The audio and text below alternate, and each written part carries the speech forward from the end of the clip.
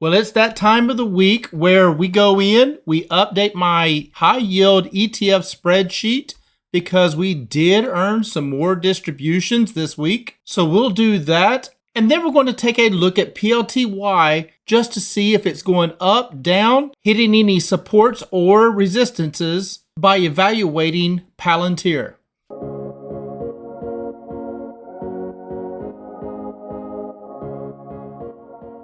Hello, my friends, this is Legend. So today, it is that time. It is time to update that spreadsheet. We're going to enter in those distributions for those high yield ETFs that I still do own. And then we're going to take a look at one of them. I'm going to take a look at PLTY. And we're going to see if we can find any resistance lines, any support lines where it could be bouncing off of, or possibly points of rejection. And to do that, of course, we'll take a look at Palantir to do that evaluation. So before we do all that, if you don't mind, hit that like button as it would be much appreciated. So let's just go ahead and let's take a look at PLTY and Palantir, and let's just see if the charts are going to tell us a little bit about it. And here we are looking at PLTY. And you can see over the time here, it has been going up, but since the first of this year, it has come down. But do notice, it is seeming like it has turned around and maybe starting to move back up. But to better understand where PLTY is going or possibly heading, we should take a look at Palantir. And here we are on Palantir. And you can see Palantir also had that nice run up. And then first of the year, just like we saw on PLTY, where it did start coming down, but seems to have turned a corner and started moving back up. So let's draw in some lines to see if we can find out where those resistance lines are and if this happened to be some type of support line. So I'm going to turn back on those previous lines that I've had on there for a while, and let's just see if anything is lining up. Okay, there we go. And you can see we had this line right here at this 125.97, and it looks like we got as low as about 126.23. So it did come down. It did somewhat test that line and then bounced off of it. And you can see right here, it did come down and want to test it yet again before bouncing off of it.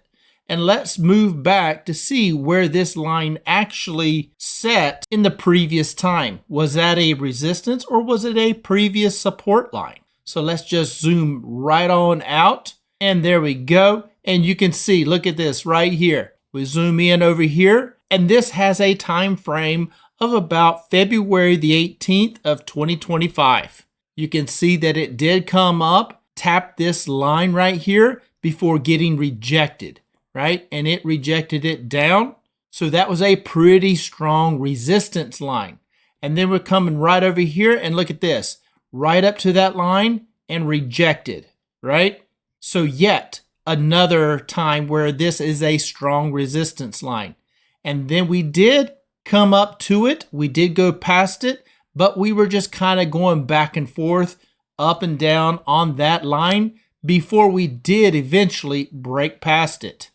And then once we did break past it, the buyers took over and it looks like it just kept on moving on up. And it looks like it went all the way up to about 190 before dropping all the way back down to about this resistance line right here.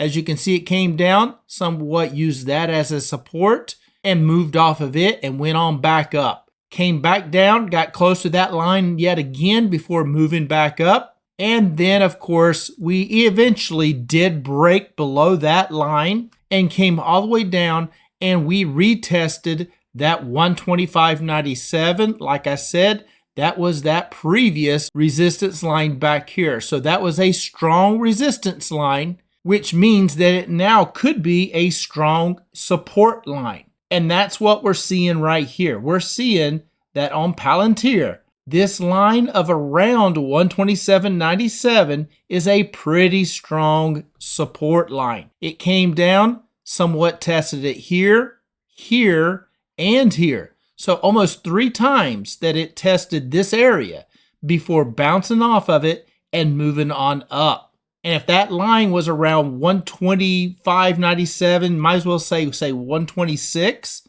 and now we're sitting at 157, that was a pretty strong support line. So now let's take a look at PLTY, and we can utilize that same area for a support line on PLTY to see where that price would be, because the candles for PLTY and Palantir will look very similar. So if we have our line at the bottom of those candles, that is our strong support line.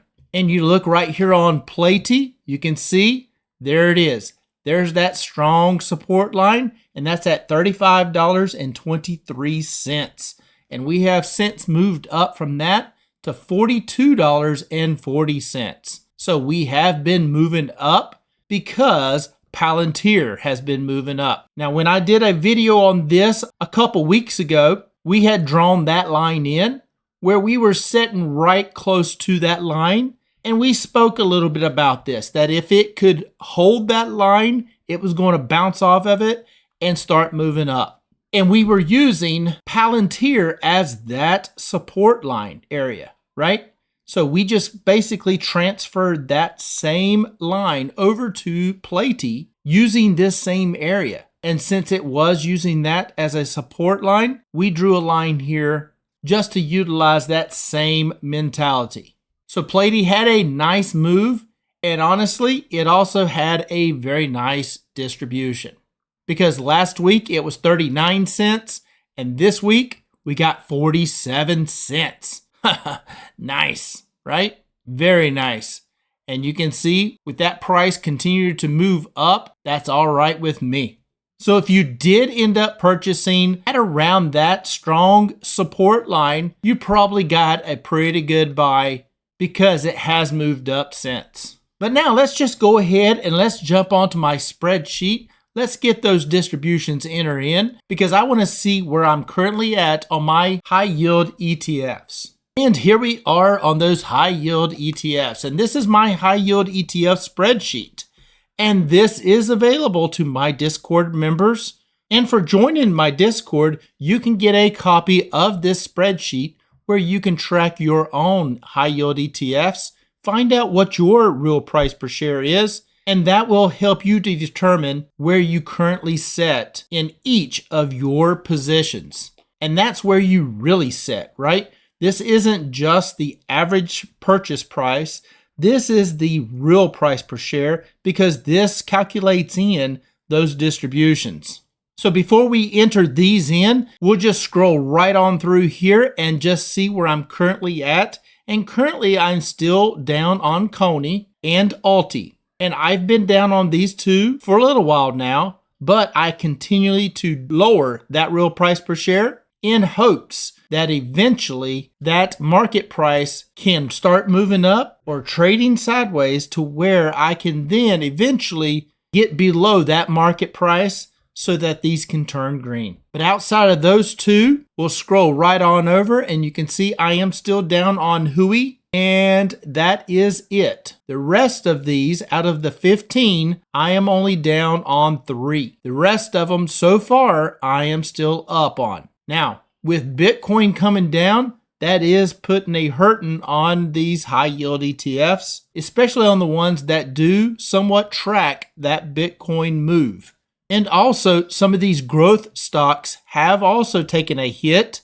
So that is going to affect some of these high yield ETFs as well. So there's a lot going on, and it could be showing a little bit more red in your portfolio just due to the fact of the news that is out there and everything else that is going on that can affect your portfolio. But at the moment, I'm just riding it out and I'm entering in my distributions and continuing on with my day.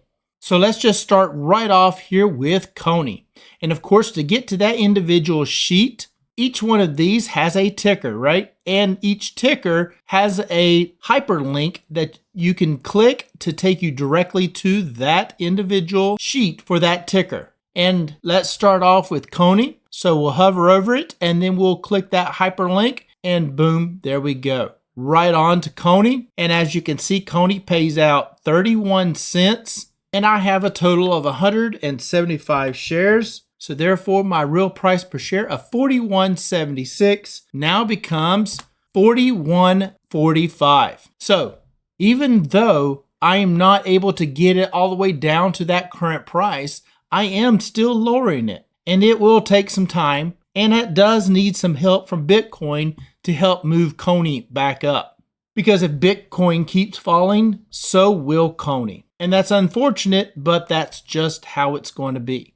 So at the current moment, if I were to sell all of my shares of CONY at the current price of $30.45, I would take a loss of $1,924. Now that's only true if I do sell those shares. And I'm not currently selling them. I'm currently holding as I'm looking for Bitcoin to eventually level off and start moving back up. Next we have PLTY. And for PLTY, that's the one we earned 47 cents on. Love it. Now keep in mind, for me, PLTY is paid off, right? That is paid off. As you can see, my real price per share is minus 98 cents. That's under the zero, right? Therefore, that is how much per share I'm in the good. So let's enter this distribution in and see what it's going to change that real price per share to. So I have a total of 37 shares, and that real price per share of negative 98 cents now becomes negative $1.46. Huh, love it. And all this means is I cannot lose money on PLTY as long as I do not change the status out of that paid off status. And as you can see right here in this area where it says $54.07, that is how much I can still spend in PLTY and keep it in paid off status. So since that current price is $42.40, I could buy one share of PLTY and it would still be in paid off status. So that's what that information up here is telling you. It's giving you that average distribution considering the last 4 distributions.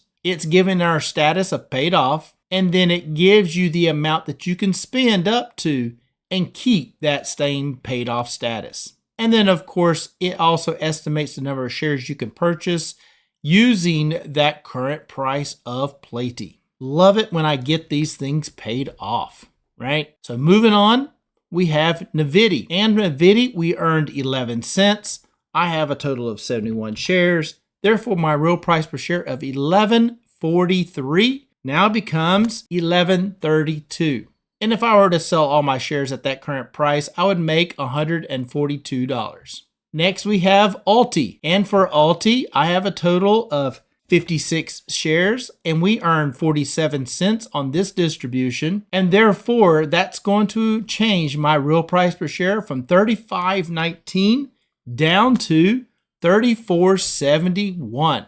So as you can see, if that current price can just stay still long enough, I am working toward getting there and eventually dropping below it. But if that price of ULTY can move up, then it's going to take me even less time to get to that current price and then hopefully dropping below it. And that's my goal, and that's how I'm playing these high yield ETFs. For MSTY, we earned 35 cents. That's a nice distribution considering we earned 30 cents last week. This one I have as a paid off status as well, and I have 95 shares.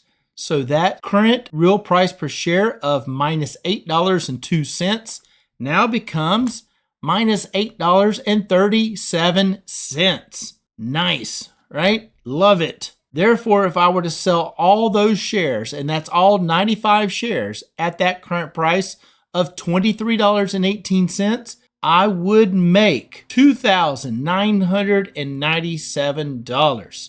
A very nice gain on this position. SMCY, we earned 14 cents. I have 300 shares, and my real price per share of $7.56 now becomes $7.41. Now SMCY has come down a bit, but I am also bringing that real price per share down to try to help keep it below that current price. But if I were to sell all my shares at the current price of SMCY, then I would make $55.61. For AMDY, we earned 32 cents, and I have a total of 164 shares. Therefore, my real price per share of $28.67 now becomes $28.34. And if I were to sell all my shares at that current price of AMDY of $29.81, I would make a total of $240. For YMAX, we earned 8 cents this week, and I have a total of 758 shares, and therefore my real price per share of $7.06 now becomes $6.98. Always dropping that real price per share just helps to try to stay below that current price the best I can. And therefore, if I were to sell all my shares of YMAX at that current price, then I would make $1,075. For HUI, we earned 38 cents. I own 116 shares. Therefore, my real price per share of $44.30 now becomes $43.92. Now, since the current price is $31.25, which is under my real price per share, means that if I were to sell my shares at that current price, I would take a loss of $1,469. For QDTE, we earned 19 cents. I have 155 shares. Therefore, my real price per share of $22 even now changes to $21.81. And that means if I were to sell all my shares at that current price, I would make $1,137. For IWMY, we earned 11 cents. I have 551 shares. That real price per share for IWMY is currently at $15.19.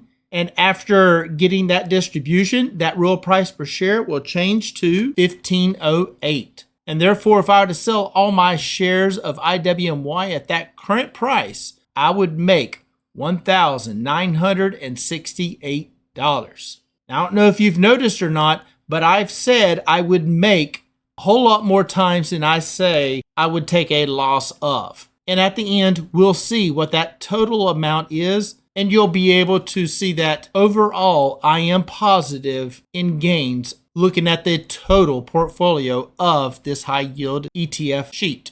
For QQQY, we earned 12 cents. I have 551 shares. The real price per share of QQQY is $19.59, but after that 12-cent distribution, that real price per share will change to $19.46. And therefore, if I were to sell all my shares of QQQY at that current price of $21.74, I would make $1,253. For WDTE, we earned 17 cents. I have a total of 540 shares. Therefore, my real price per share of $25.61 now becomes $25.44. The current price of WDTE is at $29.83, and that just means that if I were to sell all my shares at that current price, I would make $2,372. Then we have JEPQ, and JEPQ is a monthly payer, and I did earn a distribution this week. And for that distribution of this monthly payer, we earned 50 cents. Now I have 55 shares of JEPQ. Therefore, my real price per share of $10.19 now becomes $9.68. Very sweet. And last but not least, we have Divo. And for Divo, I have not earned a distribution for this month yet, as the last distribution was the end of February. So this next distribution for Divo will be towards the end of March. So therefore, my real price per share of $44.93 stands. And since the current price is above my real price per share, means that if I were to sell all my shares at that current price, I would make $11.27. So I would be in the good ever so slightly on Divo. And that is the last high yield ETF that I do own. And to get back to my summary page, it's nice and easy. Each individual stock tracker sheet as you see right here, does have this little link right here to go right back to the summary. So we can just simply click it, shoots us right back to that summary page. And if I slide over, I am still red on CONY, ULTY, and WHY. And the rest of these are still green. So how much is this ETF portfolio still worth if I were to sell out of every single one of these and all shares in each of these positions? I would make $12,181. Really, my goal is to get it paid off, right? Each one that gets paid off, I no longer have capital invested into that ETF at that point. And then from there on, all those distributions are coming into my pocket free and clear. So that is fresh powder coming straight into my account for me to do whatever I want to with it. Now, to get these paid off, that does take a while, right? Especially when we're having a market like we're having lately. But if you would like to get a copy of this spreadsheet so that you can at least track your high yield ETFs, find out what your real price per share is, and see where you really stand in your position for your high yield ETFs. And if you're interested in getting a copy of this sheet, come on over, join the Discord. The link will be in the pinned comments and in the descriptions below. So I think I'm going to wrap it up right there. If you don't mind, hit that subscribe button and smash the like button, as it would be much appreciated. And as always, I am not a financial advisor. This is not financial advice. Please do your own due diligence before you get into any stock plays. And until next time, legend out.